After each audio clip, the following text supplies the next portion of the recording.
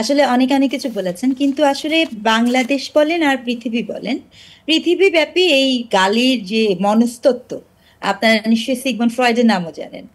গালির মনস্তত্ত্বের সাথে কিন্তু দুটো জিনিস খুব জরুরি। একটা হচ্ছে যখন কোনো একটা কমিউনিটি সাপ্রেস থাকে, সে তার অ্যাঙ্গারকে প্রকাশ করতে পারে না, তখন সেই ধরনের একটা গালিগালাজ করে থাকে। কিন্তু বাংলাদেশের ইতিহাসে আপনি দেখবেন পলিটিক্যাল স্পেয়ারে নানা সময় নানা ধরনের লোকজন গালিগালাজকে ব্যবহার করেছে এবং সেটাকে বৈধতা দিয়ে আসা হয়েছে। একটা উদাহরণ দেই, সকলের মনে আছে কবি রফিক আজাদের বিখ্যাত ছিল, ভাত দে হারামজাদা নাইলে মানচিত্র মানচিত্র খাবো। খাবো। মনে করে দেখেন, কোড অ্যান্ড কোড হারামজাদা একটা গালি, তার মানে এটা নর্মেটিভ গালি। কিন্তু সেই সময় ওই পলিটিক্যাল ক্রাইসিসে, ৭৪-এর পলিটিক্যাল ক্রাইসিসে ওই গালিটাকে কি করলো, অন্য যারা অপোনেন্ট ছিল তারা কিন্তু সেটাকে খুব উদযাপন করলো। এই যে সূত্রপাতটা, তার মানে কি, আমি আমার যখন সাপ্রেশনের মধ্যে দিয়ে যাচ্ছি তখন দীর্ঘদিন আমি সুশীল সমাজ বলেন, নাগরিক সমাজ বলেন, পলিটিক্যাল পার্টি বলেন, তারা গালিগালাজের ব্যবহার করে এসছেন, যার পরিণতি এখন এতটাই ভয়াবহতা ধারণ করেছে যে সাধারণ ভাষায় কথা বলার কোনো সুযোগই আজকে নেই। কেন বলছি, আপনি খেয়াল, আপনাদের যেটা হয়েছে যে যখন আপনি কথা বলতে পারেন না, আপনার একটা ন্যূনতম শিষ্টাচার এটা রাখা খুব জরুরি। কিন্তু দুঃখজনক হয়েছে এই যে সুশীল শব্দটাকে ছয়ের জায়গায় চ দিয়ে প্রতিস্থাপন করা হয়েছে। দিনের পর দিন যতই গুরুত্বপূর্ণ কথা বলুক তাদেরকে সেভাবে অপমান করা হয়। আবার আপনি দেখবেন যে না, এর পিছনে কারণ কি, যে আসলে এই সিভিল সোসাইটি বা সুশীল সমাজ আসলে সাদাকে সাদা কালোকে কালো বলতে পারে না, এই কারণেই তো আসলে অনেকে ক্ষুব্ধ হয়ে। ওটা ছিল একটা গল্প, হ্যাঁ, তার মানে আপনি ক্ষুব্ধ হয়ে এটা বলছেন, আমি সেটাই বলছি, ক্ষুব্ধ হয়ে আপনি বলেছেন। এট দ্য সেম টাইম আপনার বাংলাদেশের পলিটিক্সকে একটা মানে ভীষণ ইনফ্লুয়েন্সিয়াল ক্যারেক্টার হচ্ছে পিনাকি ভট্টাচার্য। তিনি যখন ফ্রান্সে বসে কথা বলেন, অশ্রাব্য গালিগালাজ সেখানে থাকে, খেয়াল করে দেখেন। তাহলে এখানে একটা জিনিস খুব গুরুত্বপূর্ণ, এটা মানতেই হবে যে একটা গত ২-৩ বছরে, এই জিনিসটা আমি ২-৩ বছর মেনশন করছি, ২-৩ বছরে একটা জেনারেশন ফর্ম হয়েছে এবং একটা আন্ডারস্ট্যান্ডিং ফর্ম হয়েছে, যেটা আপনি বললেন যে আমি যত বেশি এইভাবে কথা বলবো তত বেশি সেটার ভিউ পয়েন্ট বাড়বে। এই মুহূর্তে আমি যদি গালিগালাজ করা শুরু করি, এইটার যে পরিমাণ আরটিভির ভিউ হবে, যদি আমি 10টা ভালো কথা বলি তার ভিউ হবে না। সো এখানে একটা ভিউ বাণিজ্য খুব গুরুত্বপূর্ণ, অ্যাটেনশন সিক করা, অর্থাৎ আমি আমার থেকে অ্যাটেনশন কাজ দিয়ে করছি না, আমি আমার অ্যাটেনশন বক্তব্য দিয়ে করছি।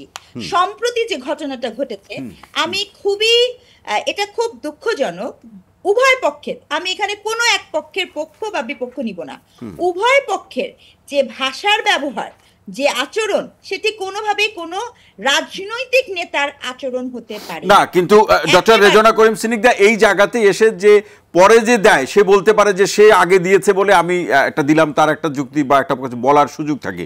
কিন্তু প্রশ্নটা হলো যে কে আগে শুরু করলো, এই জায়গাতেই তো আসলে আমরা আসতে পারছি না, কেউই তো স্বীকার করছে না কে শুরু করেছে।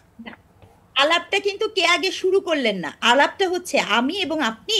এই যে ধরেন আমি যখন টকশোতে বসেছি, এই টকশোর একটা ডেকোরাম আছে, একটা পলিটিক্যাল স্পেয়ারেরও একটা ডেকোরাম আছে, সেই ডেকোরামটা আমাদের ফলো করতে হবে। এই যে ন্যূনতম আন্ডারস্ট্যান্ডিং, এটা যদি আপনি না এমবেড করতে পারেন, আমাদের ভবিষ্যৎ কিন্তু খুব অন্ধকার।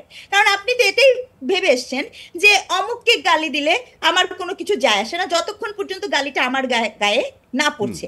এই চর্চা তো আমাদেরকে এখানে এসে দাঁড় করিয়েছে। কাজে আমার পয়েন্ট হচ্ছে, কে আগে দিল কে পরে দিল সেটা মুখ্য আলাপ না, আলাপ হওয়া উচিত যে আপনি কোন কথাটা, সংসদে যদি কেউ একটা এই ধরনের কোড অ্যান্ড কোড প্রবলেমেটিক কথা বলে, সেটা কিন্তু এক্সপাঞ্জ করা হয়। টকশোতে, আপনার টিভি টকশোতে এসে আমি যদি এখন অশ্রাব্য ভাষায় গালিগালাজ করি, সেটা কিন্তু কোনোভাবে গ্রহণযোগ্য হওয়ার কোনো সুযোগ নাই। একইভাবে আমি দেখেন, আপনি এটা আমাকে, আমার বলতে কোনো দ্বিধা নাই, খুবই দারুণ হাসনাত আব্দুল্লাহ বলেছেন যে রুমিন ফারহানাকে অনলাইন শেমিং করা যাবে না। আমি খুব গ্রেটফুল, বাট আমি ততখানি আনগ্রেটফুল, ততখানি রিগ্রেটফুল যখন আমার মনে আছে এই হাসনাত আব্দুল্লাহর উপস্থিতিতে আজকে এখানে ইসলামিক স্কলার আছেন বটে, বা যারা ইসলামকে সমর্থন করেন, এই হেফাজতে ইসলাম নারী কমিশনের প্রত্যেকটি নারীকে অত্যন্ত অসম্ভব বাজে জঘন্য মন্তব্য করে শ্লীলতাহানি করার গালিগালাজ করেছে। তখন কিন্তু হাসনাত আব্দুল্লাহ বা আমাদের এই ইসলামিক যে গ্রুপ আছে, দল আছে, তারা কিন্তু সেটার কোনো বিরুদ্ধচারণ করেননি। তাহলে এই প্রশ্নটা হচ্ছে ওখানে, ওই যে আপনাদের নিশ্চুপতা সেটি গালিগালাজকে বৈধতা দিয়েছে, এবং ওই গালিগালাজ আজকে আপনার কাছে ফেরত আসছে। আজকে মৌলবাদ নিয়ে কথা বললে আপনার যেরকম সেন্টিমেন্টে লাগছে, ভুলে যাবেন না মালাউনের বাচ্চা কোরআন পড় এই দেশের সংখ্যাগরিষ্ঠ মুসলিম দিনের পর দিন অমুসলিম হিন্দুদেরকে বলে এসেছে। এই যে চর্চা, এই চর্চা একটা অসুস্থ চর্চা। এই চর্চার কোনো সুফল কেউ কখনো ভোগ করে না। এই বেসিক আন্ডারস্ট্যান্ডিংটা আমাদেরকে আসতে হবে। আপনি রাজনৈতিক দল করেন, আপনি ইসলামিক দল করেন, আপনি শিক্ষার্থীদের দল করেন, যেই দলই যখন করবেন আপনি একটা দলগত অবস্থান, you are the representative, right? যে দলই করেন সেই দলের যে শিষ্টাচার কিংবা মানুষের যে মানে সভ্যতা কিংবা ভদ্রতার প্রসঙ্গগুলোকে প্রাধান্য দিয়েই রাজনৈতিক মূল্যবোধকে প্রতিষ্ঠা করতে হবে। অসংখ্য ধন্যবাদ ডক্টর সিনিক দা।